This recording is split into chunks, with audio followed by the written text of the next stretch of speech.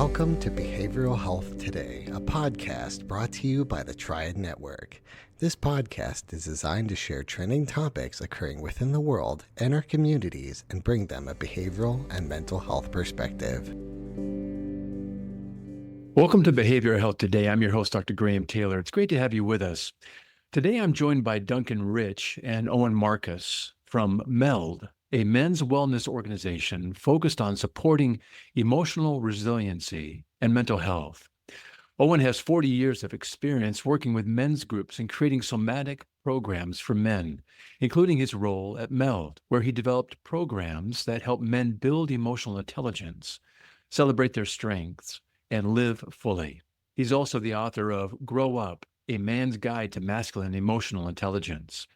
Duncan is a co-founder and the head of operations at MELD and has a rich background in experiential event production. He's worked globally to create meaningful experiences from retreats to large-scale festivals, always focusing on the how, the mechanisms that make transformative experiences possible for folks. Together, Duncan and Owen have led a global movement helping men strengthen their emotional skill sets and foster deeper connections with themselves and others. We're excited to have Duncan and Owen with us today to discuss how MELD's somatic-based approach is empowering men to build emotional resilience, overcome societal pressures, and forge deeper connections with themselves, while addressing the challenges men face, the importance of vulnerability, and the transformative impact of community and group work in the healing process. Duncan, Owen, welcome to our show. Thank you. It's an honor to be here. It's nice to have you. As we start out today, you both found MELD to help men with mental and emotional wellness. What were you guys seeing in the culture and in the lives of men that inspired you to create MELD together? So men are struggling. We are looking around for ways to make sense out of what we're experiencing. Even successful men are feeling unfulfilled and dissatisfied with their lives and relationships. And there's a taboo or there's a stigma around even talking about this in some circles. But I think your audience would agree that if you look at the metrics and statistics for, suicide and schooling and participation in the workforce, all the trends for men are headed in the wrong direction. Men are more likely to commit suicide than women. They're far less likely to receive higher degrees. They don't perform as well in school. And more men are earning less and less and dropping out of the workforce. The data is even more sort of drastic for Black men.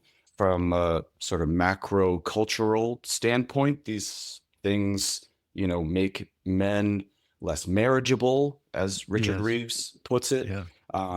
And more men are sort of struggling to find their place. And there's this kind of loss of identity in a world that's evolving really quickly, especially over the last 50 years. Men are essentially being left behind. We're not evolving at the same pace. And there's not a lot of sympathy for that, especially in certain circles. And it doesn't help that a lot of what men, especially younger men, are sort of reaching for in order to find meaning aren't necessarily the most productive resources. But there's the narrative today that sort of men are the problem, but men are not the problem. The model is the problem. The model we've been raised in is the problem. And it's really time for something new. There's this belief that, being strong means to stand alone and to be vulnerable is weakness. And it's crap. And it needs to be discarded. It actually sort of that isolationist tendency is one of the things that sort of keeps and perpetuates this model. It keeps men from moving forward, keeps men from seeking help. So we created MELD to change that and to give men the skills and tools that, that we're born with. So we're sort of reawakening these skills and these tools to succeed and to bring more of themselves online, to shift the paradigm and really bring a new model of what it means to be a man. What a great way to come out of the gate, Duncan. My goodness, what a great way to come out of the gate here. You're talking about it's not men that are the problem, because we're not. And though there is a higher degree of isolation and disenfranchisement, marginalization of men, men want to make sense of things. Men want to contribute. That's how we're wired. That's part of our DNA. We want to make sense of these things, and we struggle to contribute in ways that we so desire to. We want to have meaningful interactions. We want to have impact. We want to be generative in the things that we're doing. But man, is it a struggle for all the reasons you're talking about here. And it's not us trying. It's about a model that has left us behind. It's resulted in all the things we're talking about, suicide rates being higher, degrees being lower, and earnings going down. And there's, instead of understanding, there's typically blame and a lack of sympathy. And what you're saying here is we need a new model. That's all we need here. And that's where you guys are coming into play. Owen, as you're listening to Duncan get us out of the gate here, what comes to mind for you?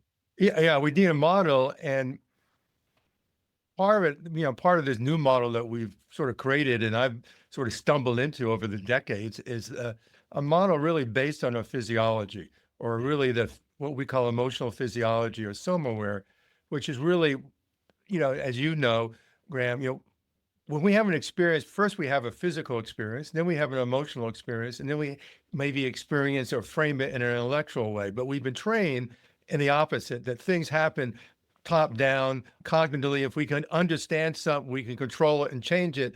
And that's somewhat true. But what we're finding with men is that they're really trying, like you said, and Duncan said, we are trying to succeed.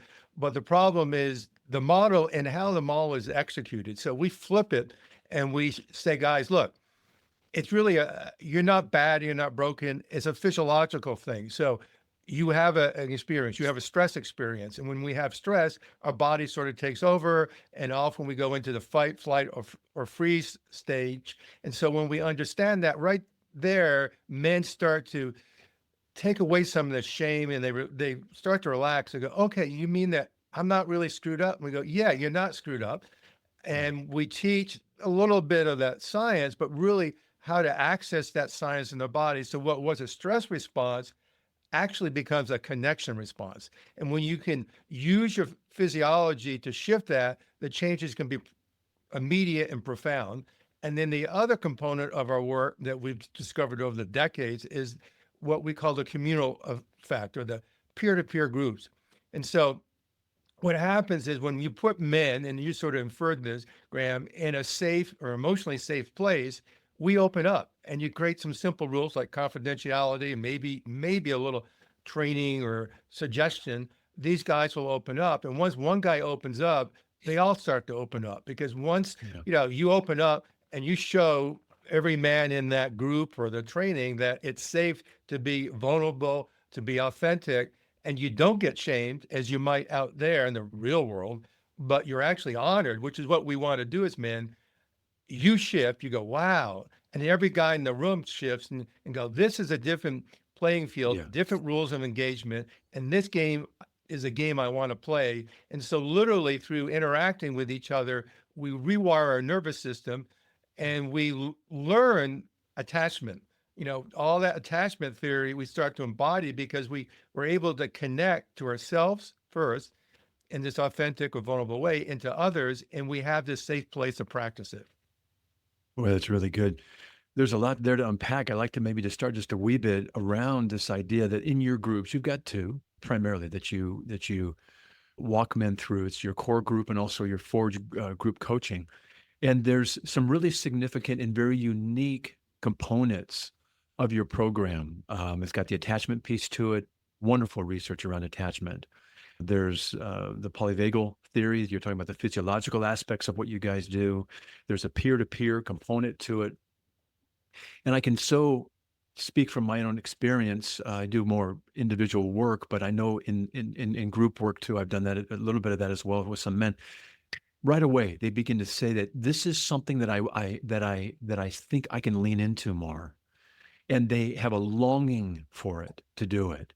And when you make it safe, when you begin to put some meaning to these things for guys, when you kind of depathologize these issues and problems we're going through, men begin to say, hey, you mean that I'm not the problem? Because like Duncan was saying at the beginning, we are told that we are the problem. And when we find out that we're not, that these are actually some explanations for these things, we can work ourselves back out of this. And one of the ways that you help men start, you said, was talking about and educating them around the physiological aspects of this, the somatic work. I would love to hear an expansion of that just a little bit, because that leads into an emotional awareness from there.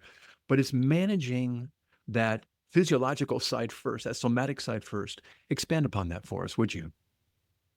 Yeah, it started pretty much 50 years ago when I just was in the right place at the right time back in Boulder, Colorado, studying with people like Peter Levine, Ron Kurtz, all the people that started somatic psychotherapy. And Yes. it was intriguing. It really changed me, but I never thought I'd go down this path.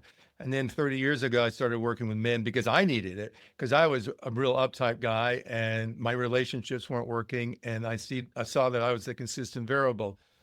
And so I started applying all the things I'd sort of learned and was applying in my private practice clinically towards men, and really first to these free peer-to-peer groups we were doing. And I realized later that everything we were doing was a polyvagal theory. Yes. And essentially, we were showing men that, when we can downregulate or relax and go into that parasympathetic or relaxed state, we change our whole perspective, and then we're able to self-regulate, which Yes. is, start to connect to ourselves and feel our somatic experience that Porges, the man that developed polyvagal theory, would talk about, the interception of experiencing our physiology, which immediately tells us that we're safe. Because as you know, in a sympathetic or stress state, we are focused on threat. And when we're focused on threat, we're focused on the external world. And so even if something's not a threat, we're probably going to perceive it as a potential threat. Just So in case. you're having a conversation with your partner, your intimate partner, and she picks up that you're out of habit, training, or whatever, you're starting to experience her as a threat response. And as Porges would say, your physiology is going to portray that. Your face, your voice, all these things unconsciously, instinctually are going to portray that I'm scared, and she's going to pick up, oh, you're a threat. And then she's going to show that, and you're going to pick that up. And you got this spiral going on where below the surface and pretty quickly above the surface, you go from a state of connection or co-regulation to a state of dysregulation. And, I work a lot with couples. My partner's a couples therapist, and we do intensives, trainings, retreats. So I get to see this with couples too. And same thing with couples. It starts with this physiology. And when we can not just understand it, but know how to use it in a way to foster connection, we start to shift our relationships. We'll be right back after word from our sponsor. Are you preparing for a licensure exam in psychology, social work, marriage and family therapy, counseling, or behavioral analysis? AATBS is here to help. We have been supporting behavioral and mental health students to prepare for their licensure exams for more than 45 years, working with over 1 million students to succeed on test day and move on to the next step in their career. With products ranging from comprehensive courses to quiz banks and delivered live online, self-study online, and in print, AATBS has test prep solutions that meet every student's needs and learning styles. Visit us today at aatbs.com. That's aatbs.com, and use promo code BHT15 to save 15% off your next purchase.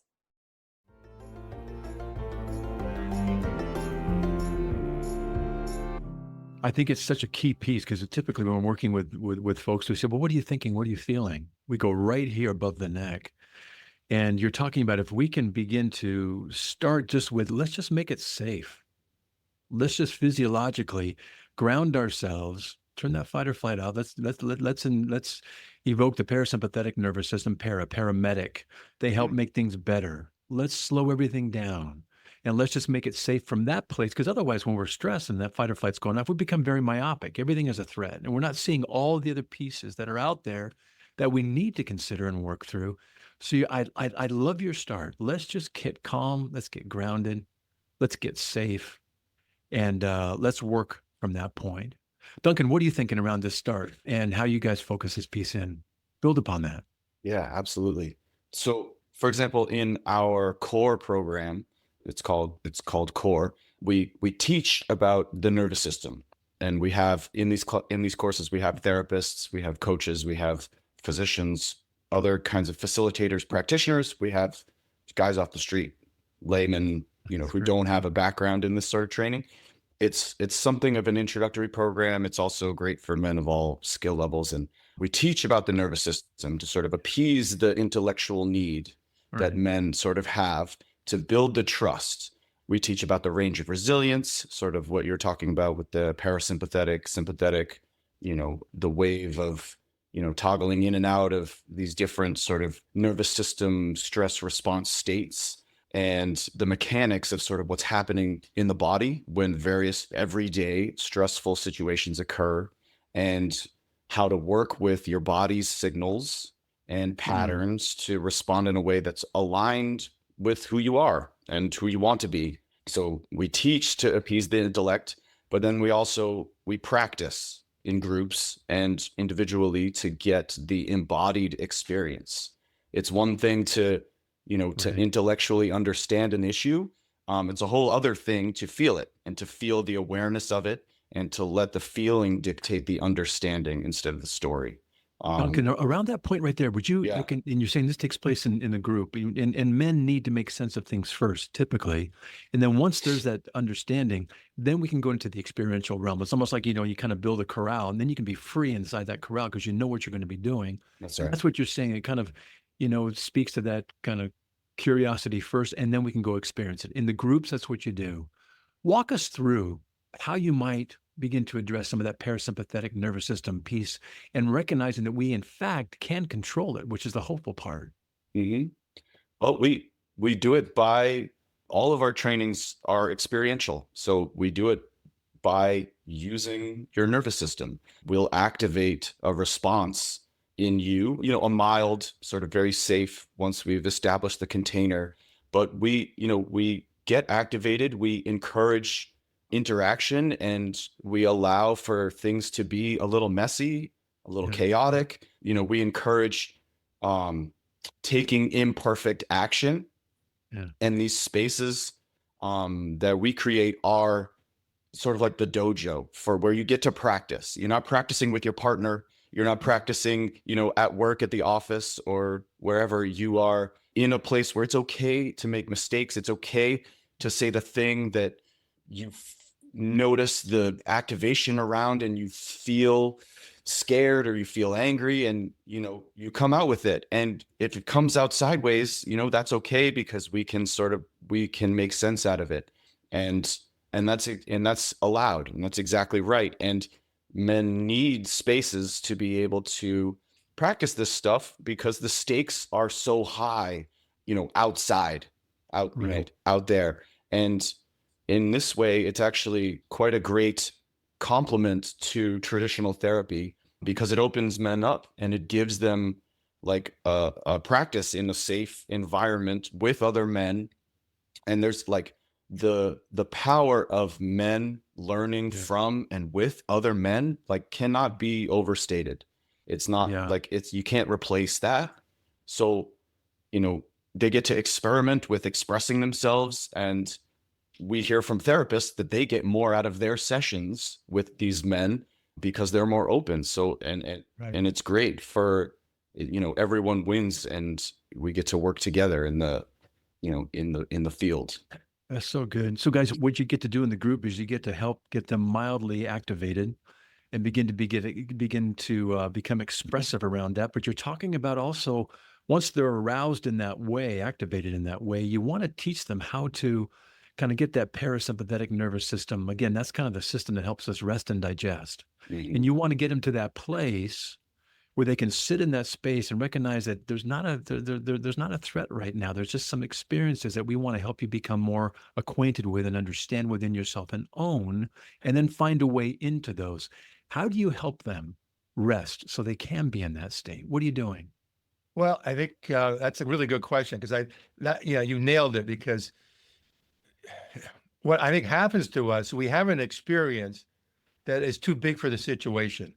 And we can Right. think about it in terms of trauma, but even little stress things, what I can call like micro traumas. And so we create a space, as Duncan said, that is bigger than we usually have, safer. So our experience can be bigger. And in that experience being bigger, we have people that are not threatening or shaming us, but the opposite, supporting us, encouraging us. We're reading the nonverbals that it's safe. And so we get to experience the discomfort so it cycles through.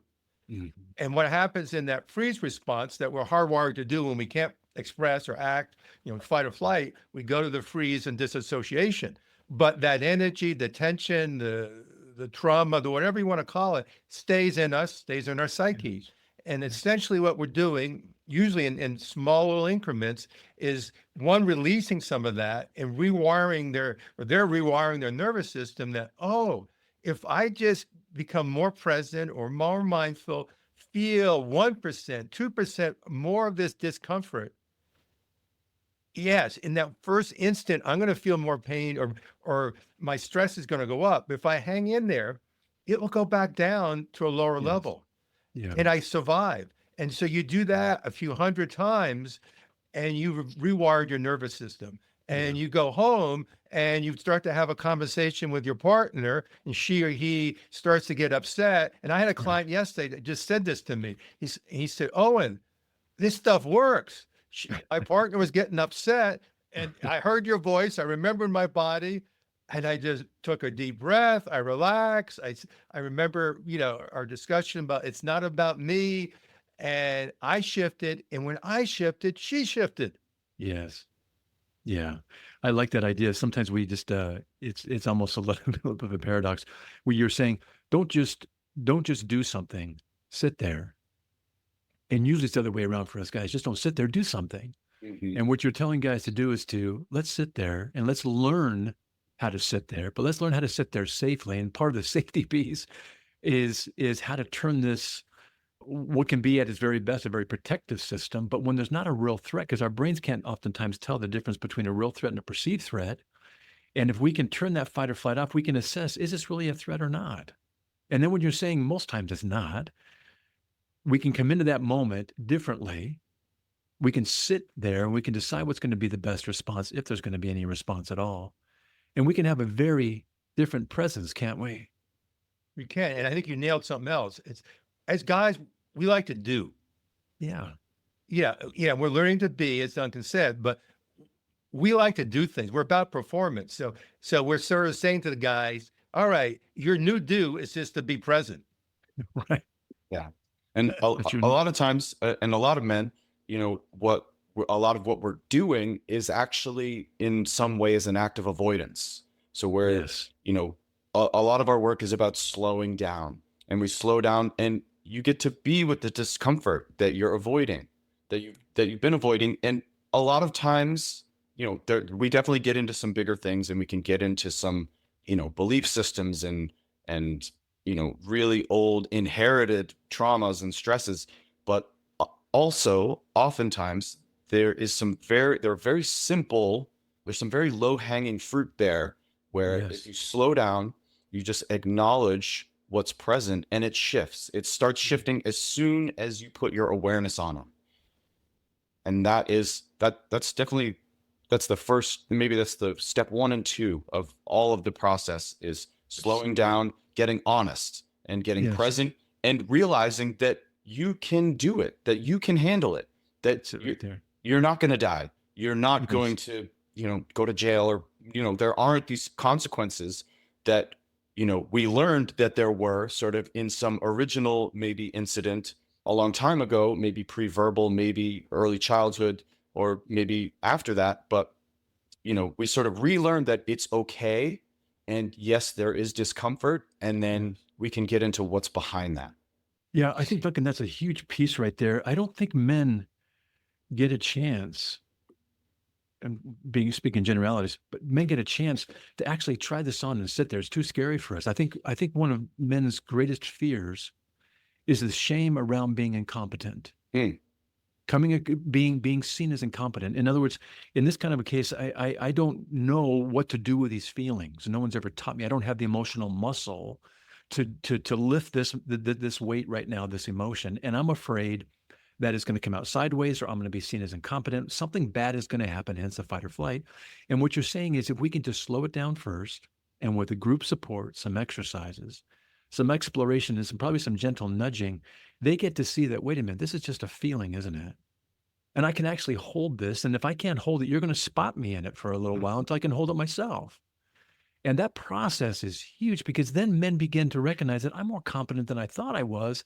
I just never had a chance to practice it, or nor an arena with other guys who are committed to me to do it with. I love this, Duncan, how you're putting this out there. And Owen, same thing. Yeah, It's we the did a big study a few years ago, and the big takeaway was men came to us, and I think this is true of all guys, and it's certainly true of me, that I am not good enough. I am not Yes. good enough. And which is sort of what you're saying, gets into the shame thing. And then one of the things that we saw, and particularly when we started doing stuff with COVID and online, when guys were coming in from all over the world, and just hearing another guy tell his story, he goes, I'm not alone. And if I'm not the only one, maybe I could be good enough. Yeah. Yeah. I think that's right. When you go back to the idea that I'm not good enough, you're also talking about that can be embedded in one's earlier, well, let's say it this way.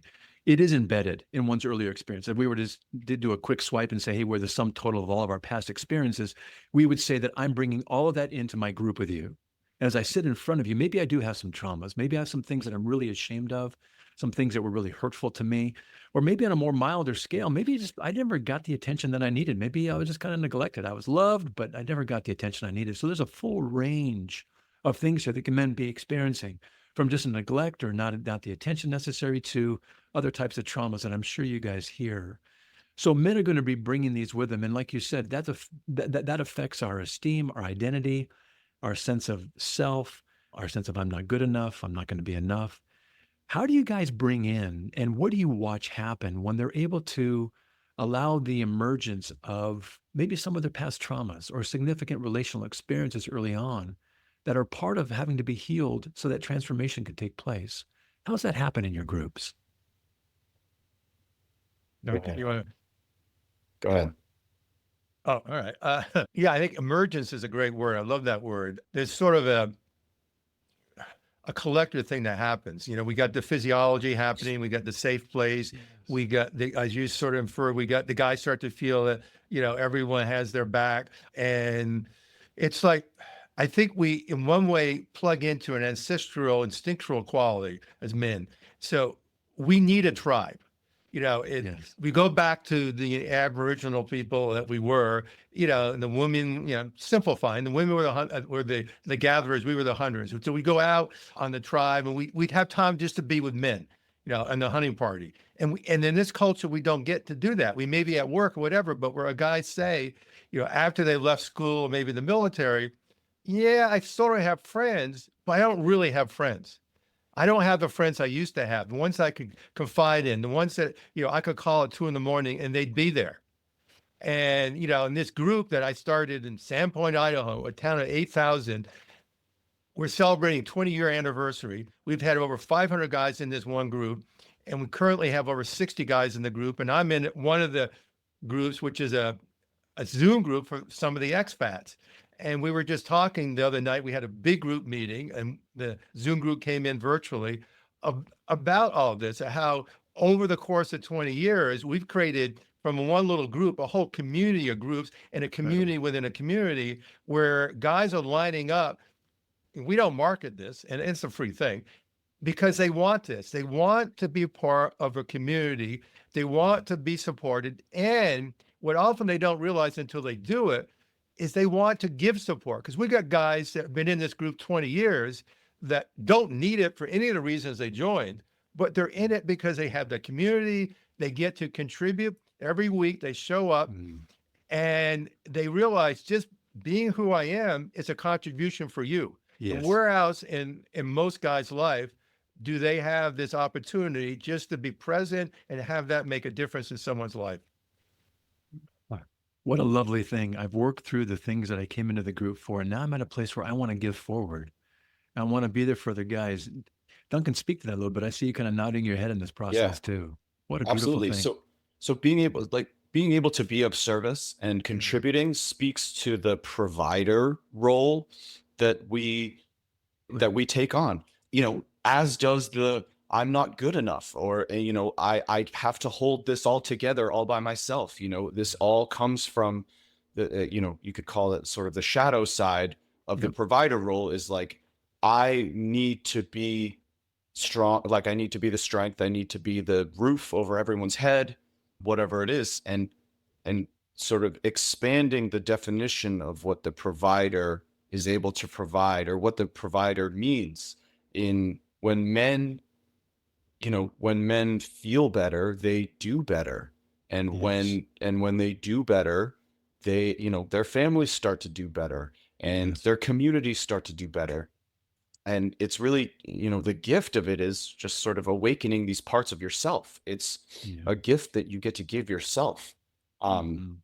and and then you automatically sort of well, get drawn to these acts of service, and to this wanting to contribute, and you see the Yeah. change that it makes. And I mean, if enough men start like awakening these parts of themselves, like imagine the world that we're looking at.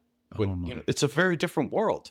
And with individuals living in authenticity and with their purpose, and breaking these cycles of inherited stress and trauma. And that includes like less pressure on women, and men embracing their own complexity. We try to simplify things, and we try to just, this like me good, kind of very like narrow and easy. And Yeah. like we're complex, and Yeah. the world is complex, and we contain a multitude of things that can all be contained in this sort of provider role. So yeah, and I mean, we're essentially building a movement that could really greatly impact the shape of history and culture here. Like There is no more important movement right now, I believe. No more. Men have lost their way, and it's not their fault. The model's been changed on them for a number of reasons, some not so great reasons. But what I love, I want to emphasize this piece because I think it's positive here. You talking about showing up for each other. That's a gift we give to one another, which then allows us to give a gift to ourselves of opening up and discovering all that is there, all that's there. And I'm a strong believer in when you provide that kind of holding, that kind of encouragement, that kind of accountability, that kind of nudging and iron sharpens iron idea, there's very few things we can't work through. I'm a strong believer in the sense that we're going to find a way or make a way, and we can just stay with it. And that's the gift you're saying that yeah, men give to each other when they show up in these ways, and the gift that we get to give to ourselves. And then that gift ripples out, like you just said, to our families, our communities, and I think in a larger way to our world. What a wonderful way to phrase that. Yeah, yeah, we in this big group meeting we did, I was on virtually, and there was probably a good 50 guys in this one big room. And every time we do this, it's once or twice a year, we pick a guy in this community that we honor. And we picked a Nice. guy that, a few years ago he was struggling. We pushed him, but with love, we pushed him. He said, "You got to Exactly. show up. You got to show up." And this guy pulled up his pants and he showed up, and not only for himself, but his wife and his kids, but now the group. Nice. I mean, it transformed this man's life. And part of it was what you're saying was once he sort of shifted and it was more about serving the men in the group, he started to really change. And he was doing it because he wanted to do it and he got Yeah. positive reinforcement. And so this man is standing in a room of 50 guys and we're honoring him and he's sobbing because he really felt seen for all the hard work he was doing for all these years, not only his personal work, but his, contribution to this bigger community. I totally agree. And what that emphasizes to me as well is your group is so safe. And I can say, I love you enough that I'm going to nudge you in right directions and I'm not going to let up because I care about you too much to let you stay in the state that you're in. And I'm not willing to do that. I love that piece. As we're kind of winding the corner here, and I think we could probably go on for quite a bit more together because it's such a great kind of conversation and a much needed topic to be generalized out more and more. Uh, but as you guys look ahead for MELD, what do you see some of the trends being, not just in mental health, but some things that you might see being instrumental in the future that you guys are going to be providing services around? And I'm thinking, just to cue it a little bit, what about young boys, young men, fathers, sons? You guys think about any trends for MELD in the future here? I was just talking to a gentleman yesterday who wants to start a nonprofit for boys in college because he has a friend that his son was in college and was pledging a fraternity and died Mm, during the pledging process. And fortunately, they were able to revive him. And 6 of the guys in that pledge class ended up going to ER. And it's like, we got to, he said, we got to change that model because that's like the extreme of the old model. And so one of the things we talked about is guys, young men at that age, they need this community, but they don't need it in that way. yeah, And they need some challenge, but it doesn't have to be life-threatening challenge. And so it's like, how can we create, challenge like we do in MELD, that challenges men, but in a much safer way that really evokes out the maturity that's in all of us and the connection that we need with all of us. And how can we create these containers that we're creating community in all levels, from a small group to to a bigger organization, from one little town to really internationally, because I very think good. creating these communities goes directly to solving the loneliness problem that is epidemic throughout this culture. Yes, more with men, but women are suffering as all these institutions sort of dissolve away and we don't have any ways to really connect, because I think we're realizing, social media and virtual connection and the way that we usually do it is pretty light. And so You we're bet. really hungry. And so, one of the things that we really are advocating is, let's create these authentic communities that people run themselves. They don't need someone up top telling them Right. what to do. We'll give you the tools and you build what you want with these tools. Yeah, outstanding. Yeah. Hey, Duncan, as we kind of round the corner here, I'd love you to give us a kind of a takeaway message for the men listening today, if you would, that may be considering starting their own journey around their own healing and transformation. Give us a takeaway message of hope here. Oh, absolutely. I would say that, a motivated and resilient man creates a better world.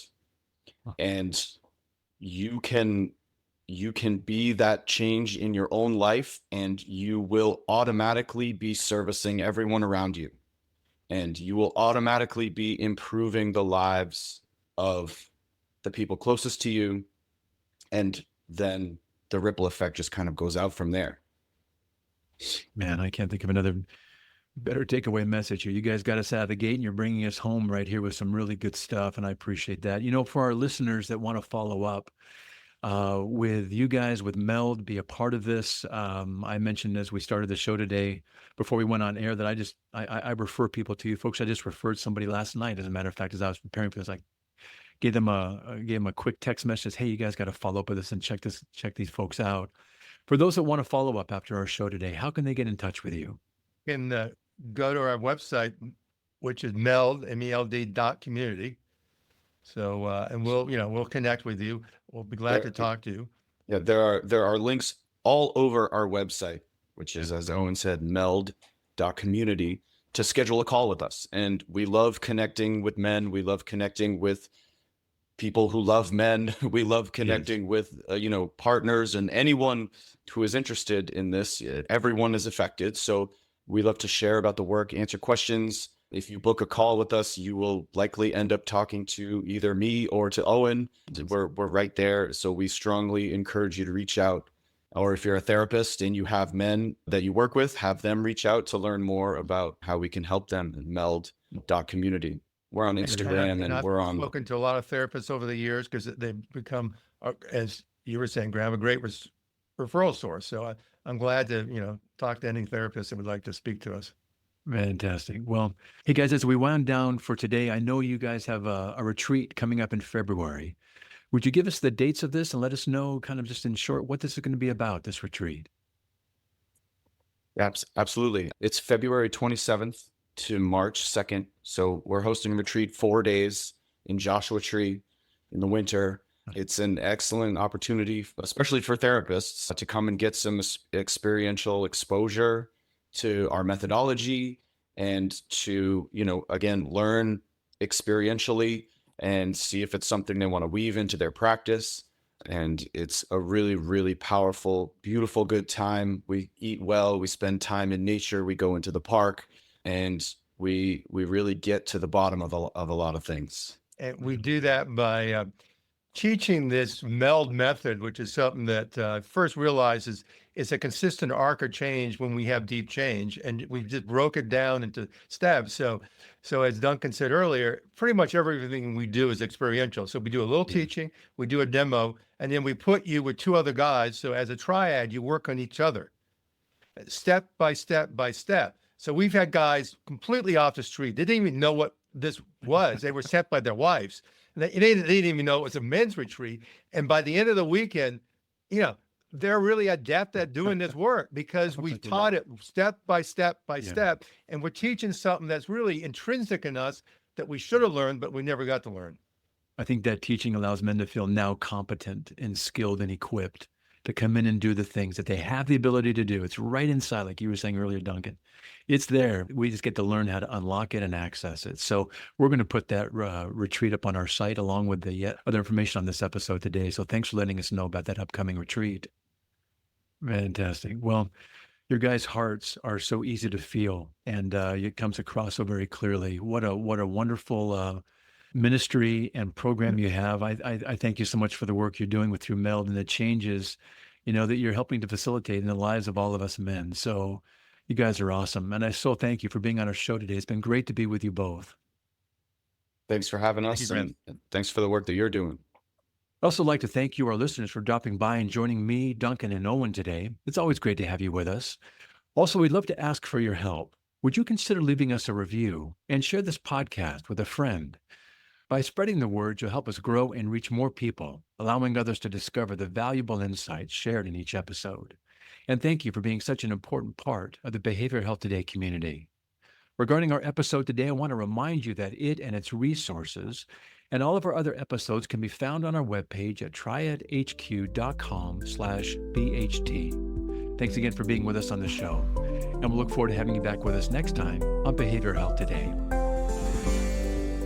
We appreciate all the support from our community, and if you like our show, one of the best ways you can support it is by giving us a 5-star rating and leaving a review.